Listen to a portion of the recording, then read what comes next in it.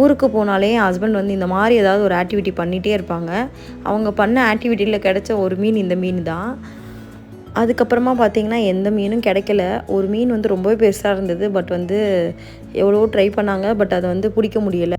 சரி வாங்க சொல்லிவிட்டு நாங்கள் லன்ச்லாம் சாப்பிட்டு முடிச்சுட்டு கொல்லிக்கு கிளம்பிட்டோம். ஒரு சிலருக்கு பார்த்திங்கன்னா கொல்லினா என்ன அப்படின்னு சொல்லிட்டு டவுட் இருக்கும். கொல்லினா வந்துட்டு விவசாய இடம்னு சொல்லுவாங்கள்ல, அதுதான். நாங்கள் வந்து கொல்லி தான் சொல்லுவோம். ஒரு சிலர் கழனி சொல்லுவாங்க, ஒரு சிலர் காடு சொல்லுவாங்க.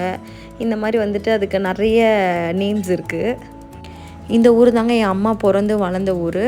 ஆஃப்டர் மேரேஜ்க்கு அப்புறம் அம்மா சென்னை வந்துட்டாங்க. இந்த லெஃப்ட்டு பார்த்திங்கன்னா முருங்கை போகும். இந்த ரைட்டில் பார்த்திங்கன்னா எங்கள் பாட்டி வீட்டு கொல்லி இருக்குது. அதே மாதிரி நிறைய பேரோட இடம்லாம் வந்து இந்த சைடு இருக்குது. என்னோடய சைல்ட்ஹுட் டேஸ்லலாம் பார்த்திங்கன்னா எல்லாருமே வந்துட்டு பூந்தோட்டம், காய் தோட்டம், அதே மாதிரி வந்துட்டு நெல், இந்த மாதிரி நிறைய விவசாயம் பண்ணிகிட்டு இருந்தாங்க. இப்போலாம் பார்த்திங்கன்னா எல்லாருமே சவுக்கு தோட்டம் தான் வைக்கிறாங்க. அதுதான் இப்போ ஃபேமஸாக போயிட்டுருக்கு எங்கள் ஊரில். எங்கள் பாட்டி வீட்டு கொல்லிக்கும் எங்கள் அக்கா வீட்டுக்கு கொல்லிக்கும் பார்த்திங்கன்னா நியர்பை வந்து ஒரு ரயில்வே ட்ராக் போகும். கரெக்டாக நாங்கள் அந்த இடத்துல ரீச் ஆகிறப்ப பார்த்திங்கன்னா ஒரு ட்ரெயின் வந்து போயிட்டு இருந்தது. பார்க்கவே கொஞ்சம் நல்லா இருந்துச்சு. நாங்கள் சின்ன வயசுலலாம் இங்கேருந்தே கத்திகிட்டே இருப்போம் அந்த ட்ரெயினை பார்த்து.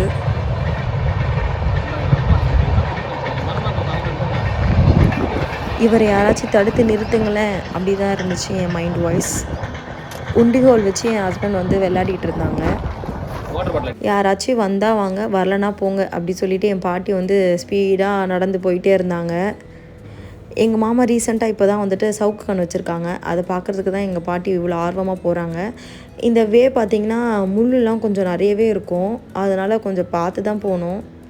இந்த முள் பார்த்திங்கன்னா காட்டு முள். ஸோ கொஞ்சம் பெருசாகவே இருக்கும். ஈவன் ஸ்லிப்பருக்குள்ளே வந்துட்டு அந்த முள்ளுலாம் குத்திக்கும். அதனால் கொஞ்சம் லைட்டாக பயந்துட்டு தான் நான்லாம் போயிட்டு இருந்தேன்.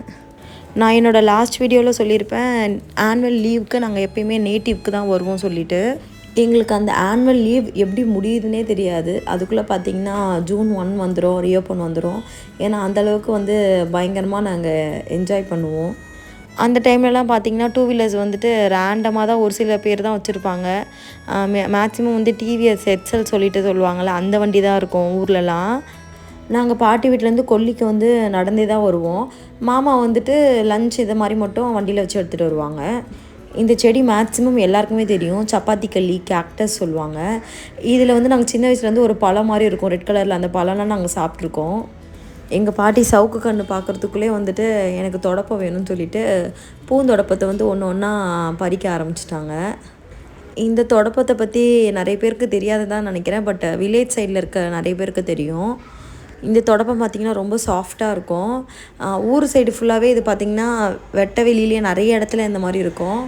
எங்கள் அக்காவும் வந்து எங்கள் பாட்டிக்கு ஹெல்ப் பண்ண ஸ்டார்ட் பண்ணிட்டாங்க. ஆனால் பட் அவங்க வந்து ஒரு தொடப்பம் வர அளவுக்கு எடுத்தாங்களா என்னென்னு எனக்கு தெரியல. பூந்தொடப்பம் பார்த்திங்கன்னா கொஞ்சம் ஷார்ட்டாக இருக்கும். ஸோ வந்துட்டு பெருக்க வந்து எனக்கெலாம் கம்ஃபர்டபுளாக இருக்காது. பட் வந்து இன்னுமே எங்கள் பாட்டி வந்து பூந்தொடப்பம் தான் யூஸ் பண்ணிகிட்ருக்காங்க. நான் அடுத்த வாட்டி நேட்டிவ்க்கு போகிறப்ப கண்டிப்பாக பூந்தொடப்பம் எப்படி இருக்குதுன்னு சொல்லிவிட்டு ஒரு விலாகில் போடுறேன். இவங்க எடுத்தது கண்டிப்பாக ஒரு தொடப்பம் வந்திருக்காது. பட் எடுத்த வரைக்கும் ஓகே அப்படின்ற மாதிரி எடுத்துகிட்டு நாங்கள் கிளம்பிட்டோம். ஏன்னா நாங்கள் சவுக்கு கன்று உள்ளே போகல. ஏன்னா மாமா சுற்றி கரண்ட் வச்சுருக்காங்க. எங்கள் ஊரில் இப்போது ரீசெண்டாக வந்துட்டு காட்டு பன்னி வந்து அதிகமாக இருக்குதுன்னு சொல்கிறதுனால கரண்ட் வச்சுருந்தாங்க. ஸோ வந்து ரிஸ்க் எடுக்க வேண்டாம் சொல்லிவிட்டு நாங்கள் ஜஸ்ட்டு வெளியே மட்டும் பார்த்துட்டு வந்துட்டோம். நாங்கள் இப்போ மாமாவோட சவுக்கு கன்று பார்த்துட்டு இப்போ வந்துட்டு எங்கள் அக்கா வீட்டு தோட்டத்தை போய் பார்க்கலான்னு கிளம்பிட்டோம். இந்த ஏஜ்லேயும் பார்த்திங்கன்னா எங்கள் பாட்டி அவங்களே தான் சமைச்சு அவங்களே சாப்பிட்டுக்கிறாங்க.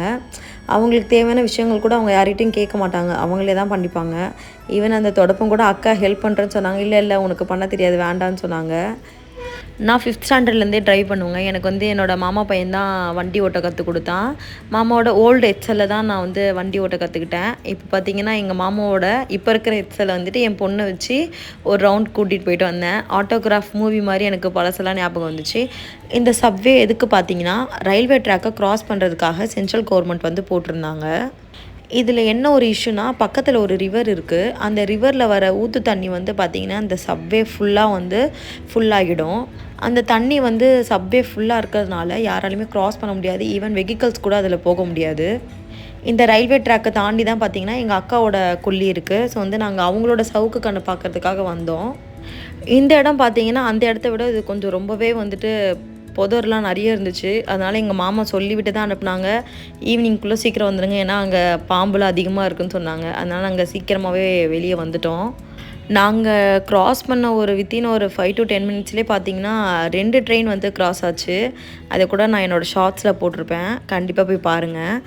நாங்கள் ஈவினிங் கொஞ்சம் இங்கே லேட்டாக வந்ததுனால எங்களால் இங்கே நிறைய நேரம் டைம் ஸ்பெண்ட் பண்ண முடியல.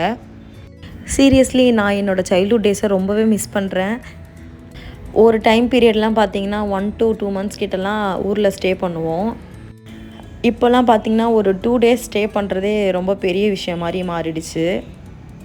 எல்லாருக்குமே அவங்களுக்கான வேலைகள், ஸ்கூல்ஸ் அந்த மாதிரி வந்துட்டு ஒருத்தர் ஒரு சைடு வந்து பிரிஞ்சு போயிட்டோம். அதனால் எதுவுமே பண்ண முடியல.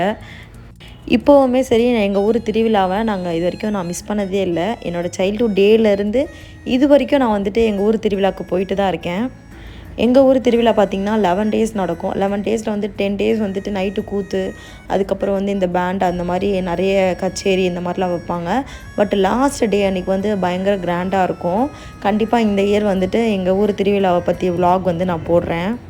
ஃபர்ஸ்ட்லாம் பார்த்திங்கன்னா ரோடு இப்படி இருக்காது. பெரிய பெரிய கருங்கல் வச்சு ரோடு போட்டிருப்பாங்க. அந்த வழியில் நடந்து வர்றதுக்கே ரொம்பவே கஷ்டமாக இருக்கும். பட் ஆனால் எல்லோரும் வந்து ஒருத்தருக்கு ஒருத்தர் பேசிக்கிட்டே வர்றதுனால ஜாலியாக இருக்கும்.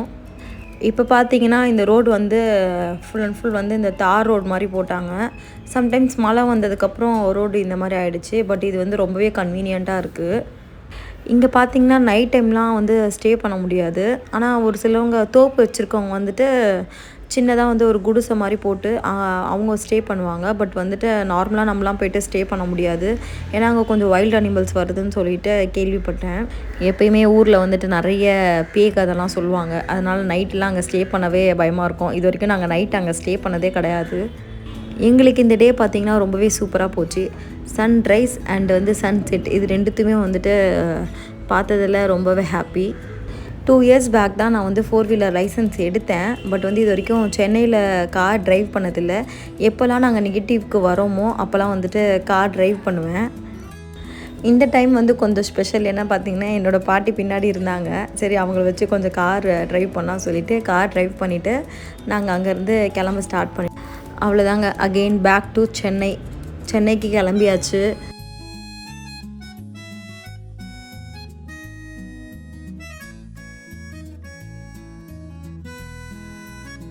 நாங்கள் ஊருக்கு போன டே பார்த்திங்கன்னா சண்டே ப்ளஸ் தைப்பூசம் வேறு. கண்டிப்பாக ஹெவி டிராஃபிக் இருக்கும்னு நினச்சோம். பட் அதே மாதிரி டிராஃபிக் ஹெவியாக இருந்துச்சு. இருந்தாலும் ரொம்பவே ஸ்லோவாக போயிட்டு இருந்தது. நாங்கள் இந்த டிராஃபிக் ஜோன்லாம் அவாய்ட் பண்ணுறதுக்காக ஒரு ஷார்ட்கட் மூலியமாக தான் எப்போயுமே ஊருக்கு வருவோம். அந்த ரூட் வழியாக தான் அகெயின் திரும்பி போவோம். அந்த ரூட் தான் இது. கொஞ்சம் பார்க்கவே ஹாரிஃபிக்காக இருக்கும். நாங்கள் ஆல்மோஸ்ட் சென்னை ரீச் ஆகிட்டோம். தைப்பூசம் அப்போ முருகரை பார்க்கலேன்னு ரொம்ப ஃபீல் பண்ணோம். கடைசியில் முருகரே எங்களுக்கு வந்து தரிசனம் கொடுத்துட்டாரு. இந்த வீடியோ உங்களுக்கு பிடிச்சிருந்தா லைக் பண்ணுங்கள், ஷேர் பண்ணுங்கள் அண்ட் கமெண்ட் பண்ணுங்கள். மறக்காமல் சப்ஸ்கிரைப் பண்ணிடுங்க. Thank you so much.